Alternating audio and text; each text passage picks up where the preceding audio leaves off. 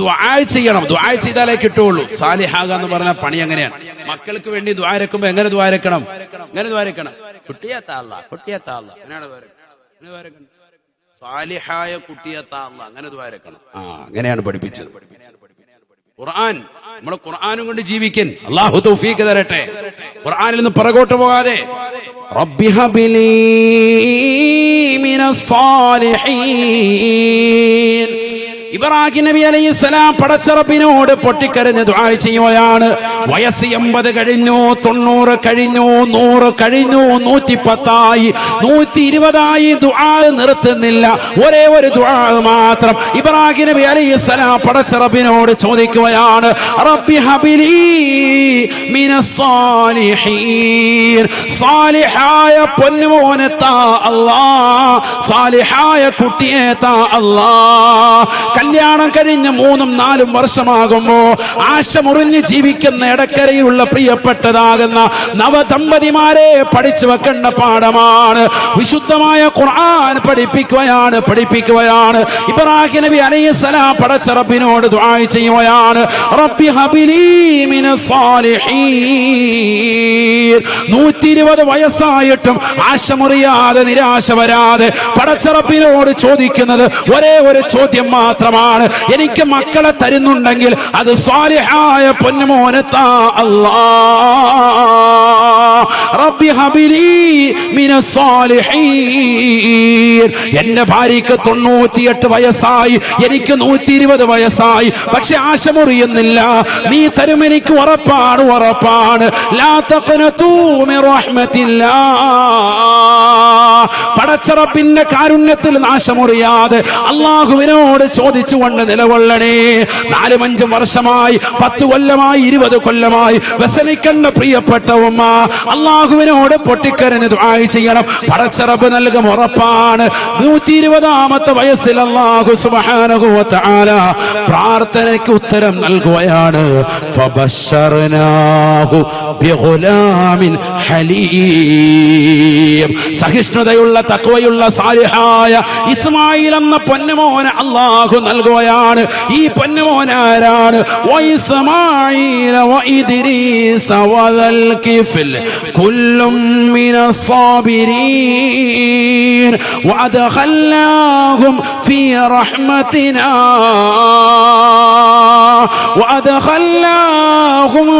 റഹ്മതിനാ ഇന്നഹും മിനസ് സാലിഹീൻ. ഇസ്മാഈൽ നബി അലൈഹിസ്സലാമും ഇദ്രീസ് നബി അലൈഹിസ്സലാമും ദൽകിഫിൽ അലൈഹിസ്സലാം അടക്കം ഇവരെല്ലാവരും ക്ഷമാശീലന്മാരും ഇവരെല്ലാവരും നമ്മുടെ കാരുണ്യത്തിൽ പ്രവേശിപ്പിച്ചവരും അവരെല്ലാവരും സ്വാലിഹീങ്ങളിൽ പെട്ടവരുമാണ് എന്ന് വിശുദ്ധമായ ഖുർആൻ. സ്വാലിഹായ പൊന്നുമോനിന് വേണ്ടി കാത്തിരുന്ന് ഉമ്മയും ഉപ്പയും നിറകണ്ണുകളോടെ പടച്ചറപ്പിനോട് ചോദിച്ചപ്പോ 120ാമത്തെ വയസ്സിലാണ് പടച്ചറപ്പ് കൊടുത്തത്. ആർക്കാണ്? പ്രവാചകനാണ്. കൈ ഉയർത്തിയാൽ ഉത്തരം പടച്ചറപ്പ് നൽകുന്ന വ്യക്തിത്വമാണ്. എന്നിട്ട് പോലും അല്ലാഹു മക്കളെ കൊടുക്കുന്നതിൽ പിന്തിച്ചു. കാരണം ഹൈറുണ്ട്. ലോകത്ത് വരാനിരിക്കുന്ന മുത്തുനബിയുടെ ഉമ്മത്തടക്കമുള്ള സമുദായത്തിന് പഠിക്കാൻ ഒരുപാട് കാര്യങ്ങൾ ഈ വിഷയത്തിലുണ്ട്. മക്കളില്ലാതെ നൊമ്പരപ്പെടുന്നവരെ, നേർച്ചകളും വഴിപാടുകളുമായി നിലകൊള്ളുന്നവരെ, മോശപ്പെട്ട തലത്തിലേക്ക് പോകാൻ വേണ്ടി തുനിയുന്നവരെ, അന്യരാക്കപ്പെട്ട ആളുകളിലേക്ക് പോയി കൂടോത്രം നടത്തിക്കൊണ്ട് നിലകൊള്ളാൻ തയ്യാറാവുന്നവരെ, പാവപ്പെട്ടതാകുന്ന മുസ്ലിം സഹോദരിമാര് മക്കളില്ലാതെ വരുമ്പോ കള്ള ചിന്നപ്പമാരുടെ സൗധത്തിൽ പോയി ആത്മീയമാകുന്ന ചൂഷണത്തിന് വിധേയരാകുന്നവരെ, കയ്യിൽ 5-10 മോതിരം ധരിച്ചുകൊണ്ട് നിലകൊള്ളുന്ന പച്ച ഷാള് ധരിച്ചതാകുന്ന ആളുകളെ കാണുമ്പോൾ ഇവരേറ്റവും വലിയ സൂഫിയാണെന്ന് മനസ്സിലാക്കി അവരുടെ കാൽക്കീഴിൽ വീണുകൊണ്ട് പരിശുദ്ധമായ ദീനിനെ കളങ്കപ്പെടുത്തുന്നവരെ, ആത്മീയ ചൂഷണത്തിന്റെ വക്താക്കൾക്ക് അടിയറവ് വെക്കുന്നതാകുന്ന ഉമ്മമാരെ, പടച്ച റബ്ബിനോട് ദുആ ചെയ്യണേ. അല്ലാഹുവിനോട് പൊട്ടിക്കരഞ്ഞ് ദുആ ചെയ്യണേ. നമുക്കിവിടെ സമുന്നതരായ ആലിമീങ്ങളുണ്ട്, സമസ്തയുടെ പണ്ഡിത നേതൃത്വങ്ങൾ ഇവിടെയുണ്ട്. അവരെ കണ്ടുകൊണ്ട്, സാദാത്യങ്ങളെ കണ്ടുകൊണ്ട് എന്തേ നമുക്ക് ദുആ ചെയ്യിപ്പില്ല? പൊട്ടിപ്പിച്ചുകൂടാ? എന്തേ നമുക്ക് പടച്ച റബ്ബിനോടൊന്ന് പൊട്ടിക്കരഞ്ഞുകൂടാ? അല്ലാഹുവേ പടച്ച റബ്ബേ, സ്വാലിഹായ മക്കളെ നൽകണേ അല്ലാ, സ്വാലിഹായ സന്താനത്തെ നൽകണേ അല്ലാ. ദുആ ചെയ്യാം. ആരെങ്കിലും ദുആ ഇരുന്നിട്ടുണ്ടോ? അങ്ങനെ സാലിഹായ ഒരു കുട്ടിക്ക് വേണ്ടി എത്ര പേര് ദുആ ചെയ്തിട്ടുണ്ട്? ആരും കയ്യുയർത്തണ്ട. അല്ലാഹു ബർക്കത്ത് ചെയ്യട്ടെ. ദുആ ചെയ്യണം. നമ്മൾ ദുആരക്കുമ്പോൾ അങ്ങനെ ദുആരക്കലുണ്ട്. അല്ലാഹുവേ സാലിഹായ ഒരു കുട്ടിയെ താ അല്ലാ. ഭാര്യ ഗർഭിണിയാകുന്നു, ഗർഭം ധരിച്ചിരിക്കുന്ന സമയത്ത് ഭാര്യമാര് ദുആരക്കലുണ്ടോ? ഉമ്മ ദുആരക്കലുണ്ടോ? എവിടെ? നല്ല സീരിയൽ കണ്ടുകൊണ്ട് റാഹത്തായിട്ട്, കുടുംബ വിളക്കം കണ്ടുകൊണ്ട് റാഹത്തായിട്ട് വിളക്കം കത്തിച്ചിരിക്കുക. അല്ലാഹു ആക്കട്ടെ. ഉള്ള സീരിയലെല്ലാം തസ്ബീമാല മറിക്കുന്നത് പോലെ റമദാന് തസ്ബീ, റമദാൻ കഴിയുമ്പോൾ ഓരോ തസ്ബീക്ക് ഓരോ സീരിയൽ മറിച്ച് വിട്ടു. എന്നിട്ട് അതിന്റെ കഥ പറഞ്ഞുകൊണ്ടിരിക്കുക. അതിന്റെ കഥ പറയാൻ പറ്റിയ ഏതെങ്കിലും സ്ഥലം ഉണ്ടെങ്കിൽ അവിടെ വന്ന് ആ കഥയും പൂർത്തീകരിക്കും. ഇന്നിപ്പോ വാതു വന്നതിന്റെ വിഷമത്തിലാണ്. നാളെ പോയിട്ട് ഇത് ഫുള്ള് കഥ വീട്ടണം. അല്ലാഹു നമ്മളെ കാക്കട്ടെ. ഇതല്ലേ അവസ്ഥ? സമൂഹത്തിന്റെ അവസ്ഥ അതല്ലേ? ഒരു കുട്ടി സാലിഹാകണമെങ്കിൽ ഗർഭം ധരിച്ചിരിക്കുന്ന സമയത്ത് ശരിക്ക് ശ്രദ്ധിക്കണം. ഉമ്മ ശരിക്ക് ഖുർആൻ ഓതണം, നല്ലതുപോലെ ഖുർആൻ ഓതണം, ഖുർആൻ നല്ലതുപോലെ കേൾക്കണം. മക്കള് സാലിയാവും, നമ്പർ 1 കുട്ടിയായി മാറും, നാട്ടിലെ ഏറ്റവും നല്ല ആലിമായി മാറും. അല്ലാഹു തൗഫീഖ് തരട്ടെ. ഇത് കേൾക്കുന്നേതാ? ഊവണ്ടമാവ ഇത് കേട്ടിട്ട് പുറത്തോട്ട് ഇറങ്ങിയ ഹലാക്ക്, നശിച്ച്. ഇതാ ഉമ്മ കേട്ടോണ്ടിരിക്കുന്നു. എന്നിട്ട് ഉമ്മ കിടന്ന് തുള്ള റാഹത്തായി. ഉമ്മയുടെ വക ഒരു ടിക്ടോക്ക് കളി. അല്ലാഹു നമ്മളെ കാക്കട്ടെ. പിന്നെങ്ങനെ റെഡിയാവും? പിന്നെങ്ങനെ മക്കള് സാലിഹാകും? നിങ്ങൾ പറയും. ഖുർആൻ കേൾക്കുന്ന ഉമ്മമാരുണ്ടോ? ദിക്ർ ചെല്ലുന്ന ഉമ്മമാരുണ്ടോ? ഗർഭസ്ഥ സമയത്ത് 9 മാസവും 10 ദിവസവും നിങ്ങൾക്ക് റാഹത്തായ നിലയിൽ ഖുർആൻ ഖത്മ പൂർത്തീകരിച്ചുകൂടായിരുന്നോ? എത്ര പേര് അത് ശ്രദ്ധിക്കുന്നവരുണ്ട്? എത്ര പേര് ഓതുന്നവരുണ്ട്? നിങ്ങൾ തന്നെ പറയും. എത്ര ഖത്മ പൂർത്തീകരിച്ചു? എത്ര ദിക്ർ നിങ്ങൾ ചൊല്ലി തീർത്തു? മക്കളെ സാലിഹാകണമെന്ന നിയ്യത്തിൽ ഏതൊക്കെ സൂറത്ത് നിങ്ങൾ ഓതി? ഒന്നും ഓതിയില്ല. മക്കൾ നല്ല വെളുത്ത് തുടുത്ത് അനിയന്റെ കൊച്ചിനേക്കാൾ നല്ല നിറം വരണം. അതിന് കുങ്കുമപ്പൂ പാലിനകത്ത് കലക്കി കുടിച്ച് അവചാരിച്ച് തിന്ന് ഹലാക്ക്. വെളുപ്പ് മാത്രമേ ഉള്ളൂ. ഹൽക്കിന് പിടിക്കുന്ന മോനെ കിട്ടിയത്. അല്ലാഹു ആക്കട്ടെ. വലുതായപ്പോ അവൻ ഹൽക്കിന് പിടിച്ചോണ്ടിരിക്കുക. ഉമ്മ ഒന്നും തന്നിട്ടില്ല എന്നും പറയും. സ്വത്തിന് വേണ്ടി ഇടി. അല്ലാഹു നമ്മളെ കാക്കട്ടെ. മക്കളെ പിഴച്ചു പോകൂലേ?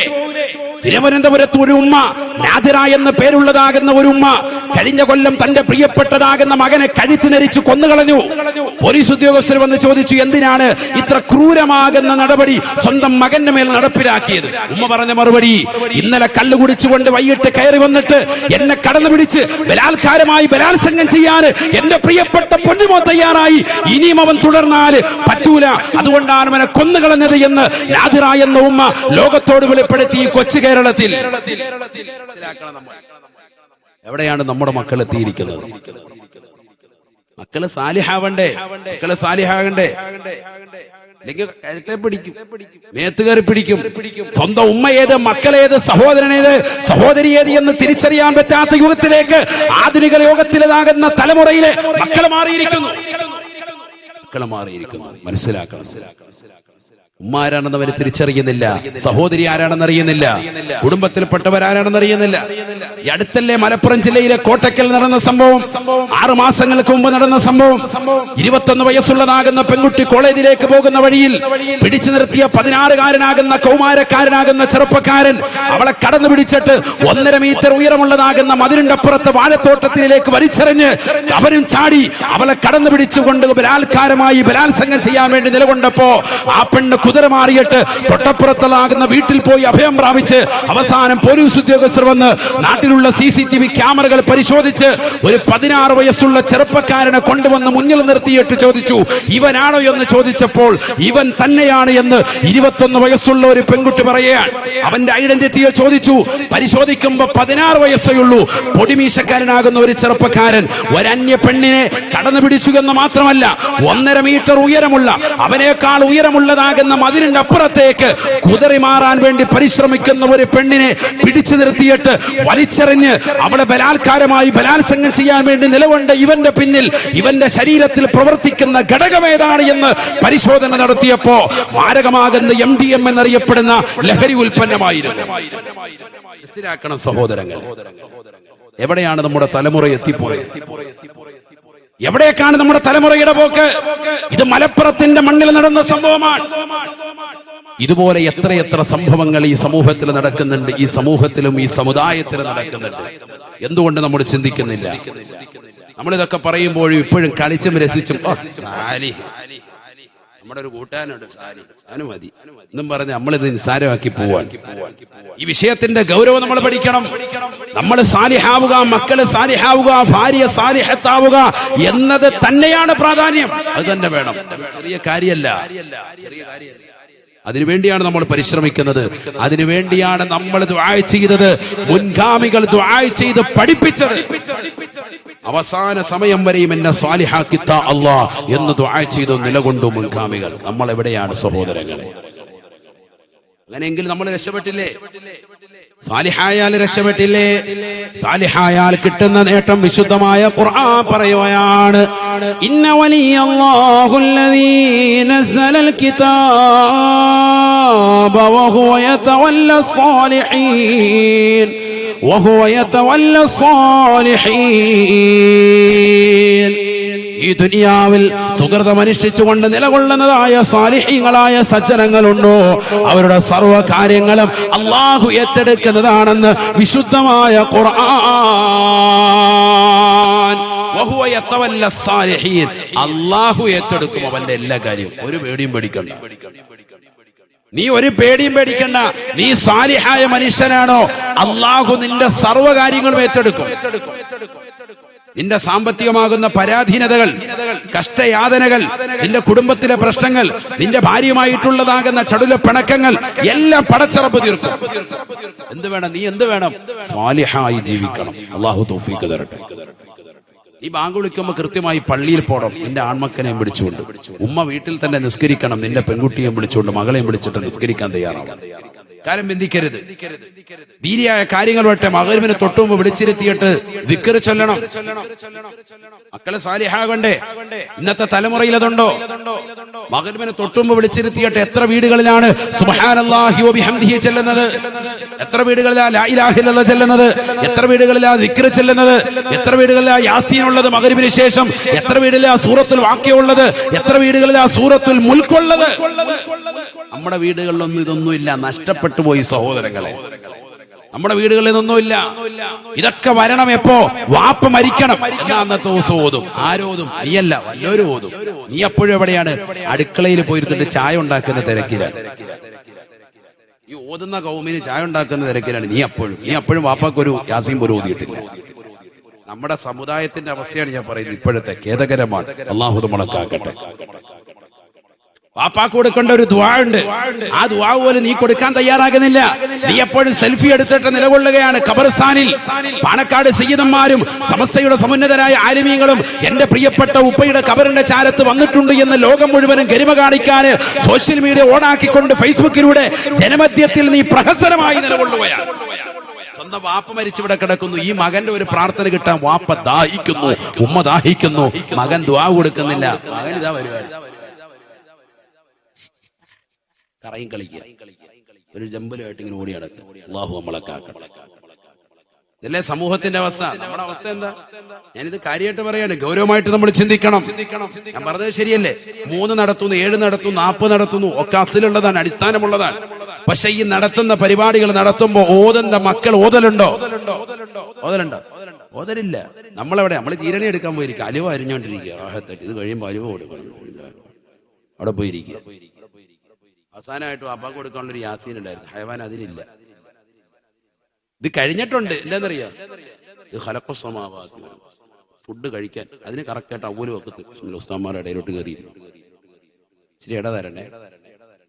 അതിന് ഫ്രണ്ട് സഫ്. ഓതാൻ ഒറ്റ ഒരുത്തനില്ല. അങ്ങനെയാണോ വേണ്ടത്? നമ്മളല്ലേ അവിടെ മുൻപന്തിയിൽ വേണ്ടത്. അവിടെ ഇരുന്നത് ഓതണ്ടേ, വൃത്തിയായിട്ട് ദുആ ചെയ്യണ്ടേ? നമ്മൾ കണ്ണീരൊലിപ്പിച്ച് ദുആ രക്കുന്നത് പോലെ ആകുമോ മറ്റുള്ളവരെ കണ്ണീരൊലിപ്പിക്കുന്നത്? സഹോദരങ്ങളെ ചിന്തിക്ക്. നമ്മുടെ മക്കൾ എവിടെ സാലിഹാകുന്നു? വാപ്പ മരിച്ചിട്ട് എത്ര വർഷമായി? എടക്കര മുസ്ലിം ജമാഅത്തിലും പരിസര മഹല്ലുകളിലുമൊക്കെ അന്തിവിശ്രമം ചെയ്യുന്ന പ്രിയപ്പെട്ട വാപ്പയുടെ ഉമ്മയുടെ ഖബർ സിയാറത്ത് എത്ര മക്കൾ ചെയ്യുന്നുണ്ട്? പെരുന്നാളിന്റെ അന്നൊന്ന് പോയി. ചിലർക്ക് പെരുന്നാളിലെന്ന് പോയിട്ട് ഖബർ അറിയാൻ മേല. കറങ്ങുക. കാരണം എന്താ? ആകെ പെരുന്നാളിലെന്നാ പോയേക്കുന്നത്. കഴിഞ്ഞ പെരുന്നാളിലെന്ന് പോയത്. എവിടെയാ ഖബറെന്ന് അറിയാൻ മേല. കിടന്ന് കപ്പുക. പിന്നെ ഏതോ ഒരു കബറിന്റെ അടുത്ത് പോയിട്ട് ദ്വാരത്തിങ്ങ് പോകുന്നു. അതാണ് അവസ്ഥ. ചിലരുടെ അവസ്ഥ അങ്ങനെ. വാപ്പാടെ ഉമ്മാടെ ഖബറ് കറക്റ്റ് തഅയീൻ ചെയ്യാൻ പറ്റുമോ ഇന്നത്തെ തലമുറയ്ക്ക്? സ്ഥിരമായി സിയാറത്ത് ചെയ്താല് അതൊരിക്കലും മാഞ്ഞു പോകില്ലല്ലോ. ആ കല്ല് നമ്മൾ തന്നെയാണെങ്കിലും കറക്റ്റ് ചെയ്ത് വെക്കും. കൊല്ലത്തിൽ കറക്റ്റ് ചെയ്ത് വെക്കും, സ്ഥിരമായി സിയാറത്ത് ചെയ്യുകയാണെങ്കിൽ. അല്ലെങ്കിൽ അല്ല എവിടാന്നറിയാൻ മേല, പള്ളിക്കാട്ടിൽ എവിടെ, ആ ഭാഗത്ത് എവിടെയാണ്, ഈ ഭാഗത്താട്ടെ, ഈ ഭാഗത്ത്. അപ്പൊ വേറൊരുത്തം പറയാം അല്ലല്ല, അനിയൻ പറയും ഇപ്പുറത്ത് ഈ ഭാഗത്താണ്. ഇവിടെ തന്നെയാ, എന്നാ പിന്നെ ഇവിടെ ഒന്നായിട്ട് നിന്നേക്കാം. സ്വന്തം വാപ്പാണ്, സ്വന്തം ഉമ്മാണ് കബറിൽ കിടക്കുന്നത്. നമുക്ക് ഏതാ കബറെന്ന് പോലും അറിയാൻ പറ്റില്ല, കറക്റ്റ് ഒരു സലാം പോലും പറയാൻ പറ്റാത്ത അവസ്ഥ. എവിടത്തെ അല്ല, മക്കയിലടക്കിയിരിക്കുന്നതല്ല, സ്വന്തം ജമാഅത്തിലടക്കിയിരിക്കുന്ന ഖബർസ്ഥാന്റെ അവസ്ഥയാണ് ഈ പറഞ്ഞത്.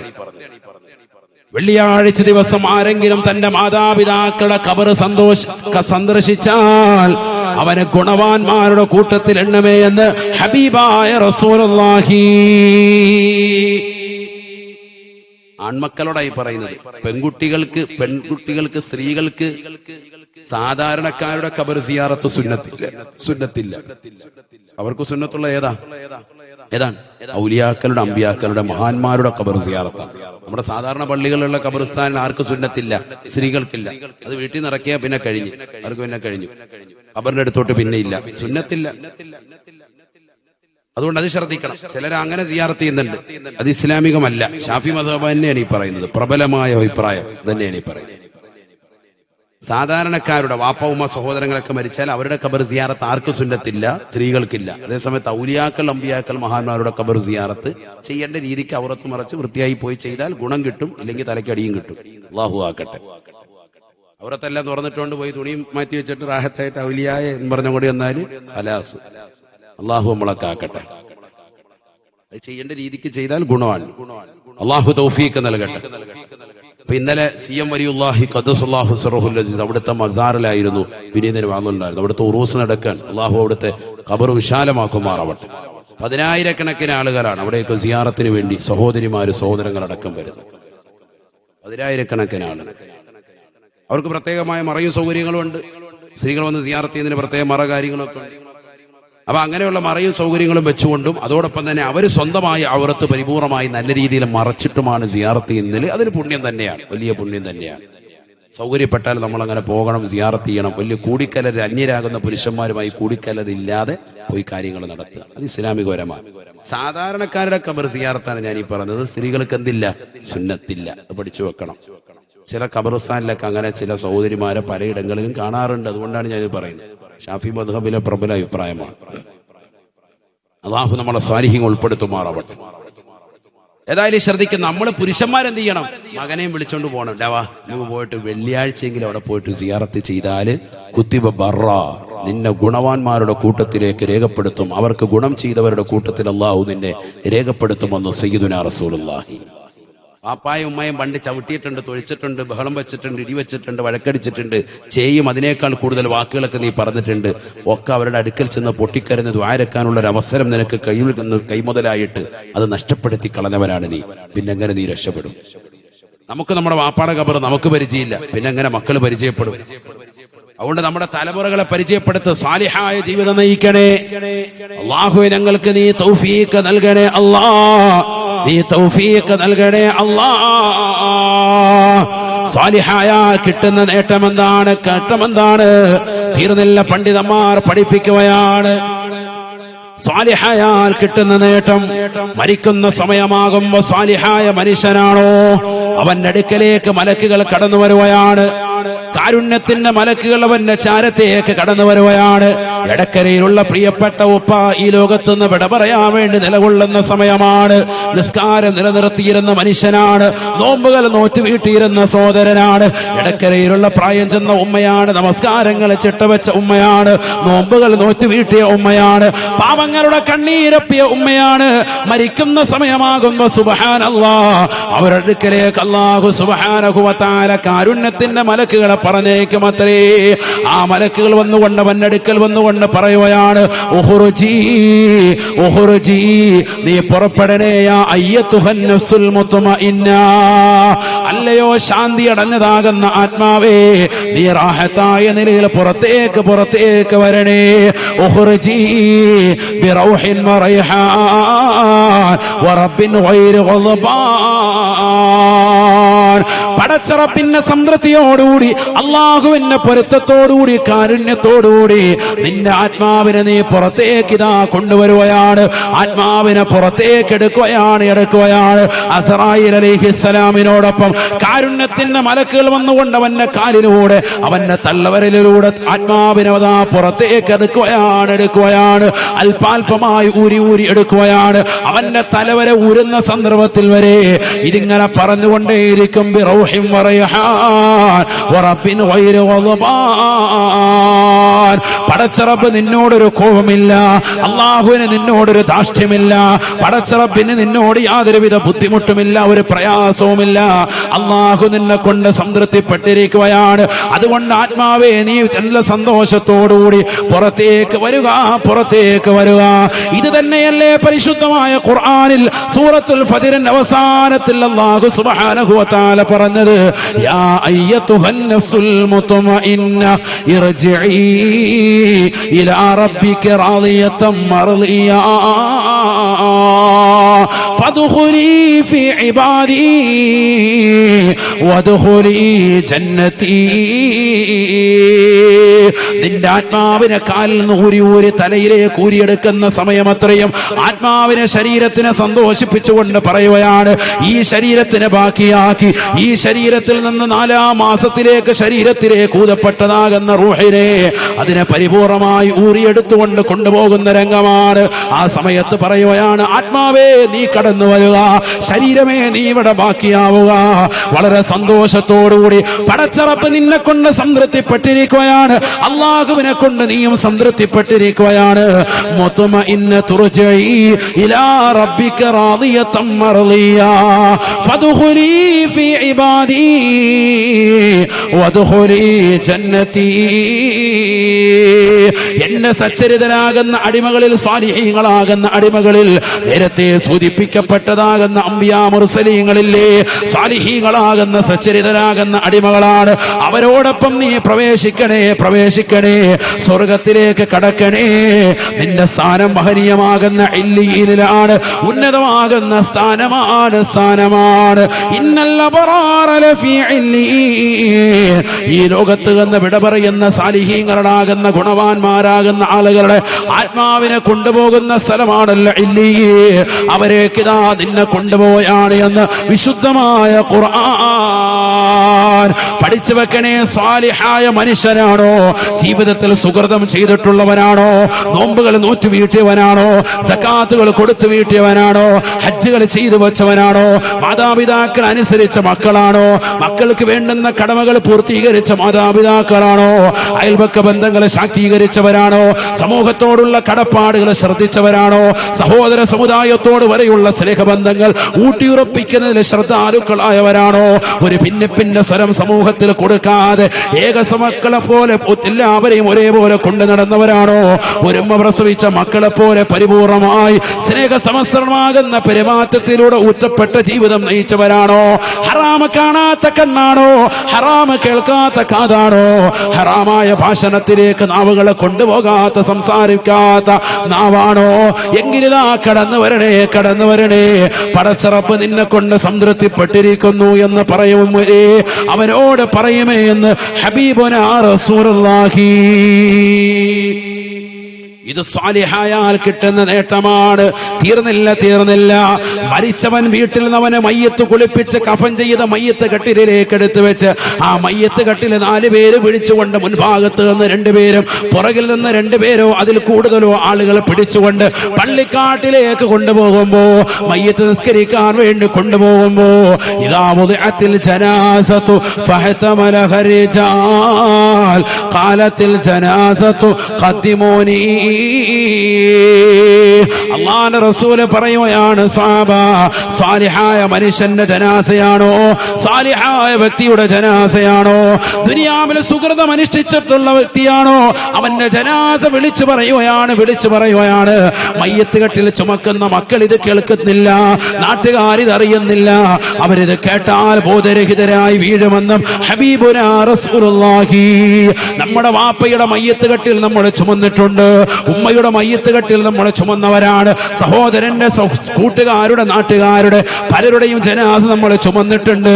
ആ മയ്യത്ത് കെട്ടിൽ വിളിച്ചു പറഞ്ഞിട്ടുണ്ട്, സാലിഹായ വ്യക്തിയാണ് എങ്കിൽ എന്നെയൊന്ന് വേഗമൊന്ന് കൊണ്ടുപോകണേ ഖദ്ദിമൂനി.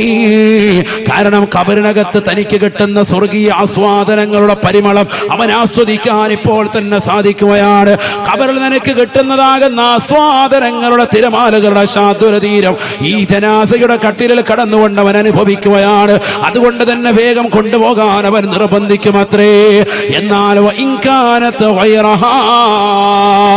സാലിഹല്ലാത്ത മോശപ്പെട്ട വ്യക്തിയുടെ ജനാസയാണ് എങ്കിൽ സിനിമ കണ്ടുകൊണ്ട്, സീരിയൽ കണ്ടുകൊണ്ട്, സിനിമ ദർശിച്ചുകൊണ്ട്, മോശപ്പെട്ട ബ്ലൂ ഫിലിമുകൾ കണ്ടുകൊണ്ട്, രാത്രിയുടെ യാമങ്ങളിൽ മൊബൈൽ ഫോണിലൂടെ, ലാപ്ടോപ്പിലൂടെ, ടാബിലൂടെ തന്റെ വാപ്പ ഓൺലൈനായി പഠിക്കാൻ വേണ്ടി 8ാം ക്ലാസ്സിൽ പഠിക്കുന്ന പൊന്നുമോന്, 10ാം ക്ലാസ്സിൽ പഠിക്കുന്ന പൊന്നുമോൾക്ക് വാങ്ങിച്ചു കൊടുത്ത ലാപ്ടോപ്പിലൂടെ ഡബ്ല്യു അടിച്ചുകൊണ്ട് അശ്ലീല ലോകത്തേക്ക് കണ്ണു നട്ടിരിക്കുന്നതായ പെൺകുടികളെ, തന്റെ കാമുകനുമായി രഹസ്യമായ ഭാഷണം വാപ്പറിയാതെ ഒരു പുതപ്പിന്റെ കീഴിൽ വെച്ചുകൊണ്ട് നടത്തുന്ന പെങ്ങളെ, വാപ്പ വാതിന് വേണ്ടി ക്ഷണിക്കുമ്പോൾ മകൻ പറയുകയാണ്, ഉമ്മ വാതിന് വേണ്ടി ക്ഷണിക്കുമ്പോൾ മകൾ പറയുകയാണ്, എനിക്കൊരുപാട് പഠിക്കാനുണ്ട് വാപ്പ, എനിക്കൊരുപാട് ഹോംവർക്ക് ഉണ്ട് പ്രിയപ്പെട്ട ഉമ്മ എന്ന് പറഞ്ഞുകൊണ്ട് വാപ്പയും ഉമ്മയും വാതിന് വേണ്ടി പോകുമ്പോ അവരെ പോയ സമയം മുതൽ കാമുകനുമായി രഹസ്യമായി ഭാഷണം നടത്തിക്കൊണ്ട് നിലകൊള്ളുന്നതായ പെൺകുടികളെ, നാളെ ആഖിറത്തിലേക്ക് എത്തേണ്ടതില്ല.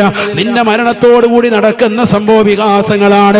മരിച്ചു കഴിഞ്ഞ് നിന്നെ മയ്യത്ത് കുളിപ്പിച്ച് കഫൻ പുട പൊതിഞ്ഞ് അത് മയ്യത്ത് കട്ടിലേക്ക് കടത്തിയിട്ട് വീട്ടുകാർ യാത്രയാക്കി പള്ളിക്കാട്ടിലേക്ക് കൊണ്ടുപോകുമ്പോ ആ മയ്യത്ത് കട്ടിൽ വിളിച്ചു പറയുകയാണ്, അഖിറൂനി അഖിറൂനി,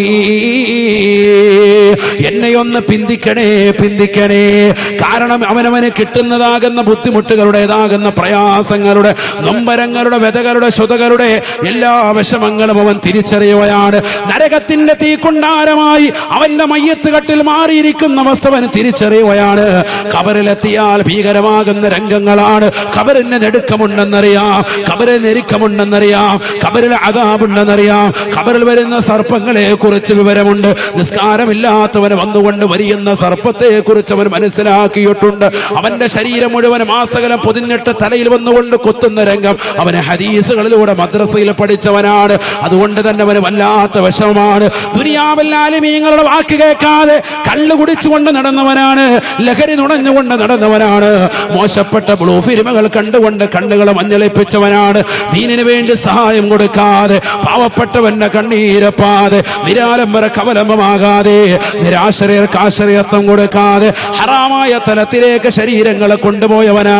അതുകൊണ്ട് തന്നെ ഖബറിലേക്ക് ചെല്ലുമ്പോൾ ഖബറിലുണ്ടാകുന്ന വിപത്തുകളെ തിരിച്ചറിഞ്ഞുകൊണ്ട് അവൻ മയ്യത്ത് കട്ടിൽ വെച്ചുകൊണ്ട് വിളിപ്പിക്കുകയാണ്. അവന്റെ മയ്യത്ത് കട്ടിൽ വിളിച്ചു പറയുകയാണ്, അഖിറൂനി, എന്നെയൊന്ന് പിന്തിക്കണേ, എന്നെ കൊണ്ടുപോകല്ലേ കൊണ്ടുപോകല്ലേ. പഠിക്കണേ മുസ്ലിമേ, ഇടക്കരയിലുള്ള പ്രിയപ്പെട്ട ഉമ്മമാരെ, സഹോദരിമാരെ, ചെറുപ്പക്കാരെ, യുവാക്കളെ, സ്നേഹത്തോടുകൂടി കുമ്മനം ഉസ്താദ് ഓർമ്മപ്പെടുത്തുകയാണ്, എന്നോടും നിങ്ങളോടും വസിയത്ത് ചെയ്യുകയാണ്. ഈ ലോകത്ത് നിന്ന് മരിക്കുന്നതിന് മുമ്പ് തൗബ ചെയ്തുകൊണ്ട് മരണപ്പെടണേ, തൗബ ചെയ്തുകൊണ്ട് മരിക്കണേ. നമ്മളൊക്കെ തെറ്റ് ചെയ്തവരാണ്, മോശപ്പെട്ട തലത്തിലേക്ക് കണ്ണു കൊണ്ടുപോയവരാണ്, കാത് കൊണ്ടുപോയവരാണ്, കൈകൾ കൊണ്ടുപോയവരാണ്, കാലുകൾ കൊണ്ട് ഹറാമിലേക്ക് നടന്നു നീങ്ങിയവരാണ്, ഹറാമായ തലത്തിലേക്ക് ഹൃദയം കൊണ്ട് ചിന്തിച്ചവരാണ്. അല്ലാഹുവേ, പടച്ച റബ്ബേ, നീ പുറത്തു തരണേ നാഥാ, നീ പുറത്തു തരണേ അല്ലാ. പടച്ച റബ്ബിനോട് സദാ സമയം ദുആ ചെയ്തു കൂടണേ. യൂസുഫ് നബി അലൈഹിസ്സലാം പ്രാർത്ഥിച്ചതുപോലെ എന്നെ മുസ്ലിമായി മരിപ്പിക്കുകയും എന്നെ സാലിഹീങ്ങളെ ചേർത്ത് അനുഗ്രഹിക്കുകയും ചെയ്യണേ അല്ലാ. നമ്മൾ സദാ സമയം റബ്ബിനോട് ഇത് ചോദിച്ചു ദുആ ചെയ്യണം. ഇല്ലെങ്കിൽ നമ്മൾ വല്ലാതെ ഇടങ്ങേറിലും പ്രയാസത്തിലുമായി തീരും. ഉറപ്പാണ്. സ്വാലിഹാവണോ നമ്മൾ സുഹൃതം ചെയ്യണം. അള്ളാഹു തൗഫീഖ് തരട്ടെ.